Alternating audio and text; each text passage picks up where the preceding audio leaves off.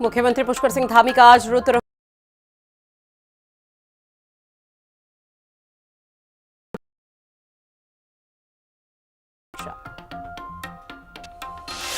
मुख्य सचिव आनंद बर्धन ने सचिवालय में की अफसरों संग बड़ी बैठक। जनवरी तक वनाग्नि की तैयारी पूरी करने के निर्देश। कहा, आपदा की तर्ज पर बनेगा प्रोटेक्शन मॉडल। हल्द्वानी के बनभुलपुरा में एसओटीएफ को और ड्रग विभाग का मेडिकल स्टोर सीज किया गया। चंपावत के की छात्रा पर गुलदार ने किया अटैक। जान डीएम ने अस्पताल पहुंचकर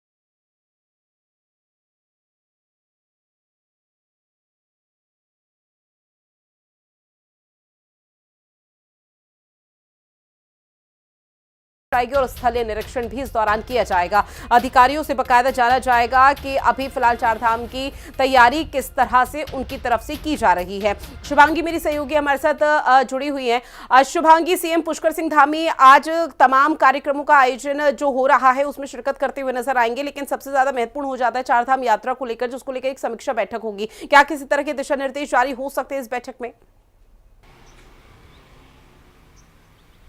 बिल्कुल, देखिए आज महत्वपूर्ण दौरा मुख्यमंत्री का है रुद्रप्रयाग का, लेकिन उससे पहले आज देहरादून के अंदर लोक भवन मुख्यमंत्री पहुंच रहे हैं, जहां पर बहुउद्देशीय भवनों का लोकार्पण कार्यक्रम में मुख्यमंत्री शिरकत करेंगे। राज्यपाल वहां पर मौजूद रहेंगे और इस कार्यक्रम के बाद मुख्यमंत्री रवाना होंगे रुद्रप्रयाग के लिए, जहां पर आज क्योंकि चारधाम यात्रा का आगाज होने जा रहा है 19 अप्रैल से, ऐसे में कितनी तैयारियां हैं ग्राउंड पर, इसको परखने के लिए मुख्यमंत्री खुद ग्राउंड पर उतर रहे हैं। और जब रुद्रप्रयाग पहुंचेंगे तो कई सारे कार्यक्रम और बैठक आज प्रस्तावित है।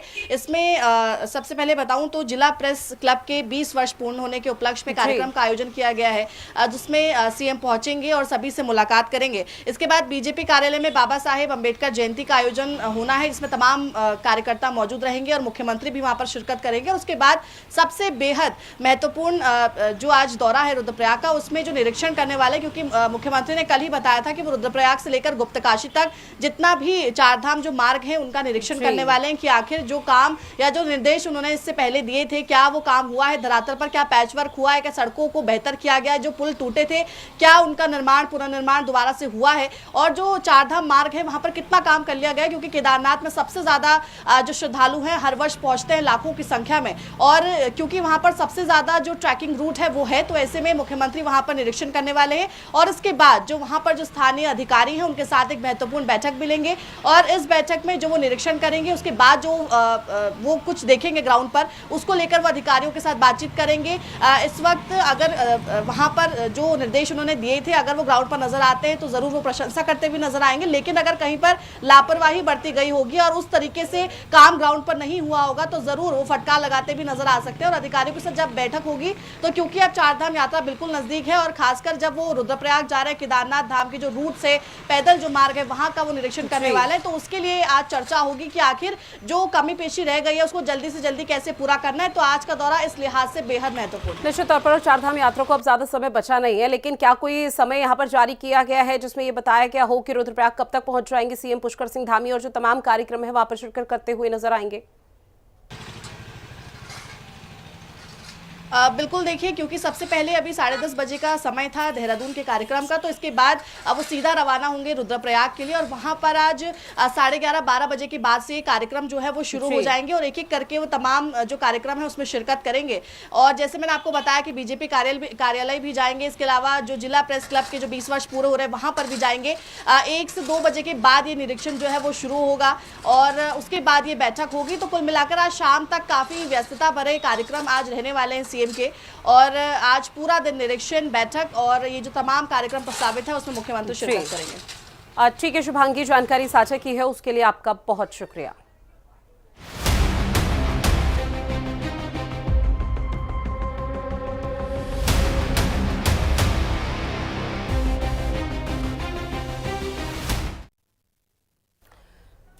अब बात अगली खबर की, जहां देहरादून में आयोजित नारी शक्ति वंदन कार्यक्रम में मुख्यमंत्री पुष्कर सिंह धामी ने महिला सशक्तिकरण के संकल्प को एक बार फिर से दोहराया। सीएम धामी ने कहा कि प्रधानमंत्री नरेंद्र मोदी के नेतृत्व में केंद्र सरकार महिलाओं को मजबूत बनाने के लिए पूरी तरह से प्रतिबद्ध है। सीएम धामी ने 33% महिला आरक्षण को ऐतिहासिक कदम बताते हुए कहा कि इससे लोकतंत्र और अधिक सशक्त होगा। मुख्यमंत्री ने महिलाओं से राजनीति और समाज के हर क्षेत्र में नेतृत्वकारी भूमिका निभाने का आह्वान किया। सीएम धामी ने दावा किया है कि 33% महिला आरक्षण भारतीय लोकतंत्र के ऐतिहासिक अध्याय साबित होगा। इसी पर ये रिपोर्ट देखिए। राजधानी देहरादून में गूंजा महिला सशक्तिकरण का संदेश। नारी शक्ति वंदन कार्यक्रम में सीएम धामी ने की शिरकत।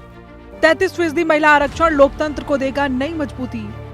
प्रधानमंत्री मोदी के नेतृत्व में महिलाओं को मिल रहा अधिकार। महिलाओं से राष्ट्र निर्माण में भागीदारी बढ़ाने का आह्वान। उत्तराखंड की राजधानी देहरादून में आयोजित नारी शक्ति वंदन टाउन हॉल सम्मेलन के मंच से महिला सशक्तिकरण को लेकर बड़ा संदेश दिया गया।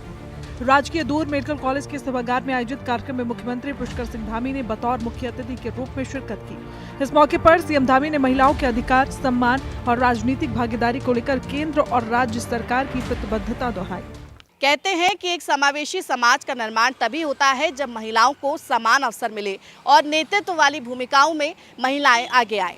ऐसे ही समाज के निर्माण के लिए लगातार देश की मोदी सरकार और प्रदेश की धामी सरकार प्रयास कर रही है। इसीलिए नारी शक्ति वंदन अधिनियम के तहत 33% आरक्षण महिलाओं को देने के लिए ये लगातार कदम बढ़ाते हुए नजर आ रहे हैं। कार्यक्रम में संबोधन देते हुए मुख्यमंत्री पुष्कर सिंह धामी ने आयोजन में शामिल होने के लिए खुद को सौभाग्यशाली बताया। सीएम धामी ने कम समय में शानदार आयोजन कराने के लिए उत्तराखंड राज्य महिला आयोग को साधुवाद भी दिया। प्रदेश से आई हुई सभी कोने कोने से पधारी हुई मातृशक्ति को मैं कोटि कोटि सभी को, आप सभी को प्रणाम करता हूँ, आप सबको नमन करता हूँ। ये मेरा सौभाग्य है कि मुझे आज आप सबके बीच में इस बहुत विशिष्ट कार्यक्रम में, जो कि नारी शक्ति मातृशक्ति को समर्पित है, इस नारी शक्ति बंधन जैसे ऐतिहासिक विषय पर आप सभी के बीच में मुझे भी अपने विचार साझा करने का शुभ अवसर प्राप्त हुआ है।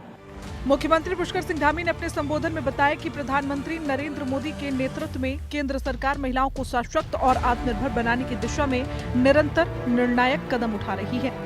सीएम धामी ने दावा किया कि 33% महिला आरक्षण भारतीय लोकतंत्र के इतिहास का ऐतिहासिक अध्याय साबित होगा। यह निर्णय महिलाओं को केवल प्रतिनिधित्व नहीं देगा, बल्कि नीति निर्माण और शासन व्यवस्था में उनकी प्रभावी भागीदारी भी सुनिश्चित करेगा। ये पहल राजनीति में महिलाओं की भागीदारी को बढ़ाने के साथ साथ देश के लोकतांत्रिक ढांचे को भी और अधिक समावेशी और मजबूत बनाएगी। जिनका परिचय आप सब लोगों ने सुना ही अभी जब दीप्ति जी करवा रही थी कि ग्राम सभा से शुरू होकर भारत की संसद में आज वो प्रतिनिधित्व कर रही हैं। इस सभी के लिए प्रेरणा का स्रोत है। ये ऐतिहासिक अधिनियम जो नारी शक्ति बंधन अधिनियम है, ये कोई सामान्य अधिनियम नहीं है, सामान्य बिल नहीं है, बल्कि देश की मातृशक्ति के समान अधिकार और सशक्तिकरण की दिशा में लिया गया एक युगांतकारी निर्णय है। सभाओं में, संसद में, और संख्या भी इतनी बड़ी होने वाली है कि 33% से कम तो हो ही नहीं सकती है, ज्यादा ही हो सकती, कम नहीं होगी। 33 तो फिक्स ही हो गया कोटा। तो हमारे यशस्वी प्रधानमंत्री श्री नरेंद्र मोदी जी के संवेदनशील नेतृत्व में वर्ष 2023 में संसद में सर्वसम्मति से ये नारी वंदन अधिनियम पारित किया गया और इसके बाद लोकसभा और विधानसभा और सभी सदनों में ये 33% का इसमें आरक्षण का प्रावधान किया गया है। सीएम धामी ने डबल इंजन सरकार की महिला सशक्तिकरण के संकल्प को दोहराते हुए कहा कि किसी भी लोकतांत्रिक व्यवस्था की वास्तविक मजबूती तब सिद्ध होती है जब समाज के हर वर्ग की उसमें समान भागीदारी हो।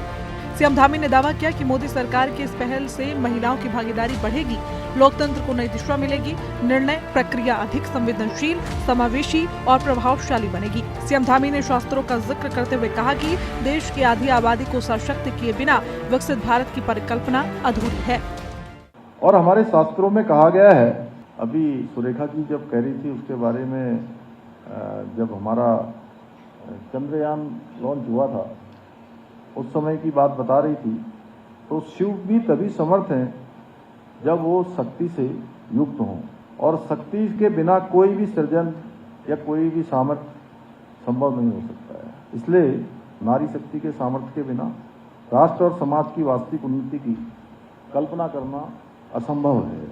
महिलाओं की शक्ति, साहस और समर्पण ही हमारे समाज और देश की प्रगति का आधार रहा है, क्योंकि जब कोई महिला सशक्त होती है तो वो केवल अपने परिवार और समाज को तो संवारती हैं, उसके साथ साथ पूरे राष्ट्र के लिए भी बहुत महत्वपूर्ण योगदान देती हैं। सीएम धामी ने महिलाओं से निवेदन किया कि वे केवल मतदाता की भूमिका तक सीमित न रहें, बल्कि आगे बढ़कर नेतृत्व करें, समाज का मार्गदर्शन करें और शासन प्रशासन में निर्णायक जिम्मेदारियां निभाएं। सीएम धामी ने बताया कि केंद्र और राज्य सरकार महिलाओं को सामाजिक, आर्थिक और राजनीतिक रूप से सशक्त बनाने के लिए बहुआयामी योजनाओं पर काम कर रही है। शिक्षा, स्वास्थ्य, स्वरोजगार, सुरक्षा और राजनीतिक अवसरों के माध्यम से महिलाओं को हर क्षेत्र में आगे बढ़ाने का प्रयास किया जा रहा है। मोदी सरकार से कदम मिलाकर धामी सरकार भी काम कर रही है। आज सम्मेलन के दौरान मुख्यमंत्री ने जिक्र किया कि कैसे उत्तराखंड की राज्य सरकार लखपति दीदी जैसी योजनाएं लाकर महिलाओं को आत्मनिर्भर बना रही है। यूसीसी जैसा कानून लाया गया ताकि महिलाओं को सशक्त किया जाए और उनको समान अधिकार मिले, और लगातार राज्य सरकार ये कोशिश करती रहेगी कि महिलाओं को हर क्षेत्र में आगे बढ़ाया जाए, क्योंकि महिलाएं हर क्षेत्र में अव्वल नजर आ रही हैं। देहरादून से कैमरा पर्सन विजेंद्र रतूड़ी के साथ मैं शुभांगी भट्ट, हिंदी खबर।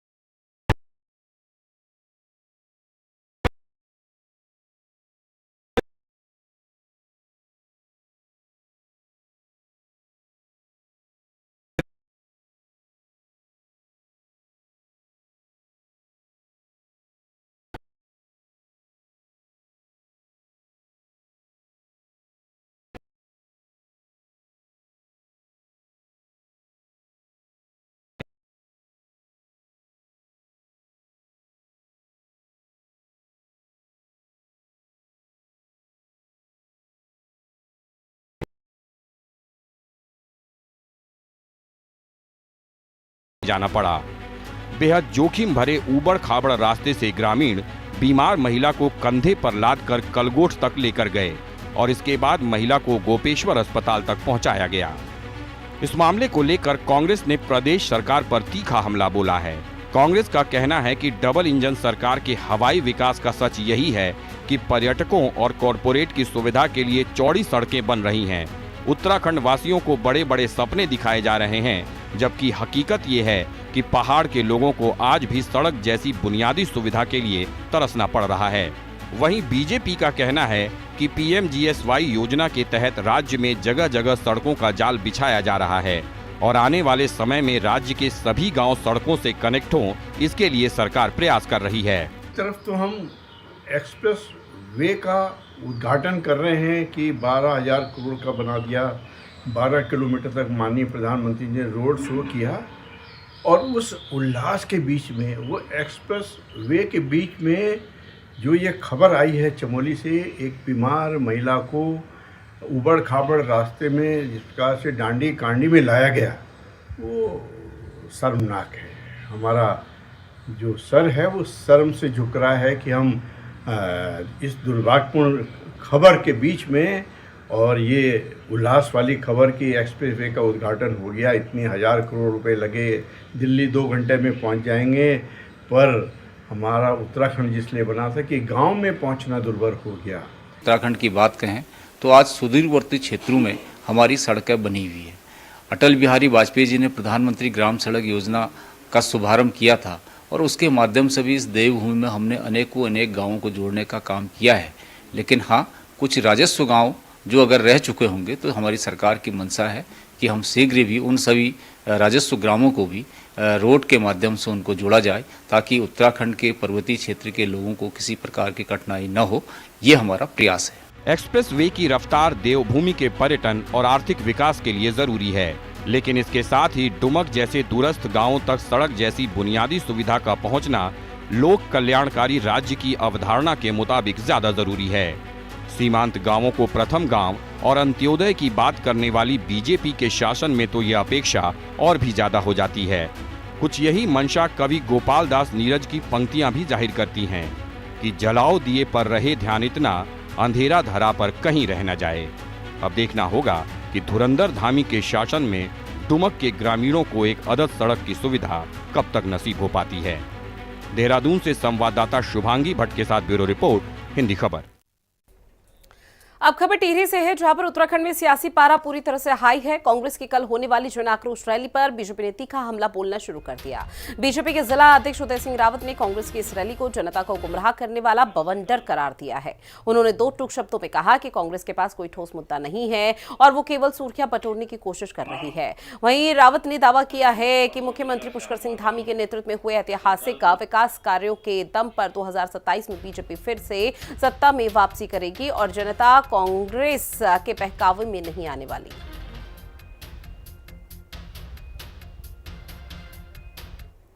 प्रदेश के यशस्वी मुख्यमंत्री पुष्कर सिंह धामी जी प्रदेश के हित में लगातार सड़क, पानी, बिजली और अंतिम छोर पर बैठे हुए व्यक्ति की चिंता कर रहे हैं, इसलिए ये बौखला गए हैं कांग्रेसी। इनको अपनी जो आने वाला जो चुनाव है उसमें इनको अपनी जिस सीट से ये लड़ना चाह रहे हैं वहां इनको अपनी हार नजर आ रही है, इसलिए ये जनता को गुमराह करने के लिए इस तरह के आडंबर रच रहे हैं यहाँ पर। लेकिन जनता इनके आडंबर में नहीं आने वाली। जनता भारतीय जनता पार्टी के साथ है, जनता पुष्कर सिंह धामी जी के साथ है और पुष्कर सिंह धामी जी के नेतृत्व में 2027 में एक बार फिर भारतीय जनता पार्टी की सरकार उत्तराखंड में बनने वाली। इस बीच एक और बड़ी खबर जो देहरादून से मिल रही है। एक्शन में मुख्य सचिव आनंद बर्धन नजर आ रहे हैं। बड़ी खबर, सचिवालय में विभागों के साथ बैठक भी की गई, जहां वनाग्नि की रोकथाम को लेकर दिशा निर्देश जारी कर दिए गए हैं। जनवरी तक वनाग्नि की तैयारी पूरी कर ले, अधिकारियों को निर्देश दिए गए हैं। साथ ही ये भी कहा गया है कि वनाग्नि रोकने से अब नया प्रेडिक्शन मॉडल बनाया जाएगा और फायर हाइडेंट ड्रेन से हेतु बनेगी स्पेशल पाइपलाइन, जहां पिरूल से बढ़ेगी गांव की कमाई। मुख्य सचिव आनंद बर्धन ने कहा कि लीसा डिपो में अब सुरक्षा व्यवस्था को बढ़ाया जाएगा, फायर उपकरणों का अब तत्काल निरीक्षण किया जाएगा। साथ ही उत्तराखंड में वनाग्नि की चुनौती से निपटने के लिए मुख्य सचिव आनंद बर्धन ने मोर्चा संभालना शुरू कर दिया है।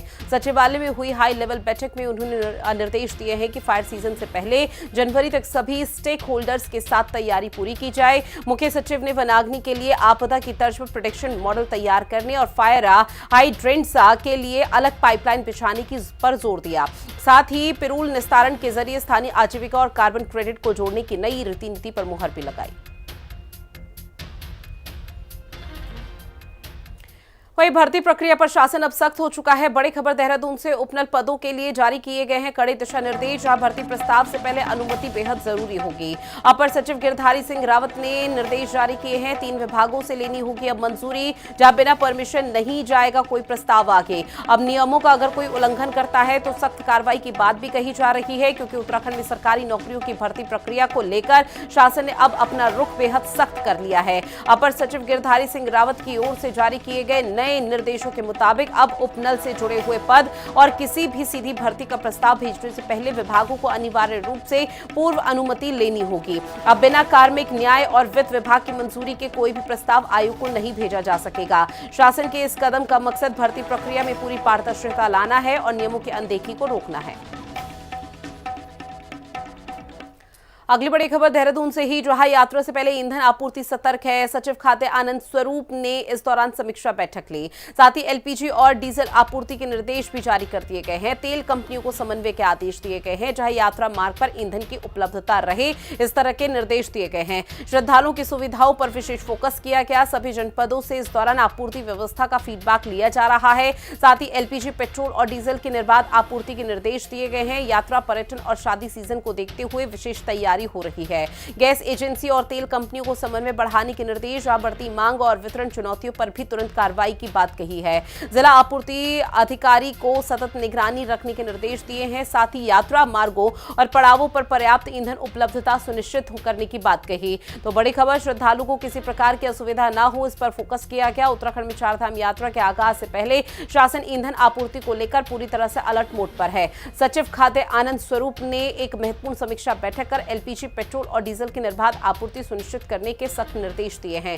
यात्रा सीजन के साथ साथ पर्यटन और शादियों के जो मुहूर्त निकलते हैं, उसको देखते हुए तेल कंपनियों को, गैस एजेंसियों को आपसी तालमेल बढ़ाने की बात कही है।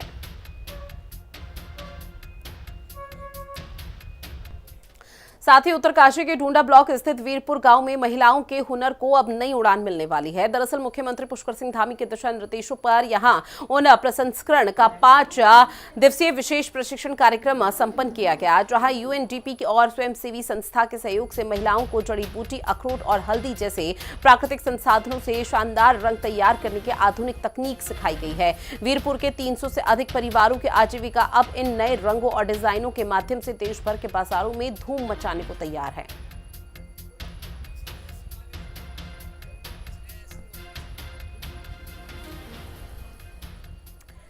अगली खबर, जहां पिंडर घाटी में बैसाखी के महापर्व पर मेलों की धूम मची हुई है। उत्सव के दूसरे दिन मींग, माल और कौब गांव में देव डोलियों ने ढोल दमाऊ की थाप पर भक्तों का आशीर्वाद दिया है।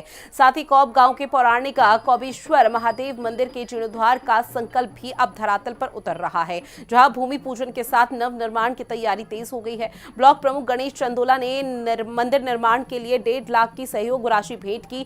जहां इस मेले की श्रृंखला खैनौली गांव पहुंचेगी, जहां भगवान नारायण और खैरालिंग महादेव का भव्य मेला सजेगा। हमारे जो मेला है तो उसमें कालभैरव महादेव की पूजा होती है। इसमें समस्त पिंडर घाटी की इसमें जनता पहुंची है। हमारी धैणियाँ, हमारी बहनें, हमारे काफ़ी यहाँ पे युवा भी पहुंचे हैं और हर जगह से लोग यहाँ पे महादेव का आशीर्वाद लेने।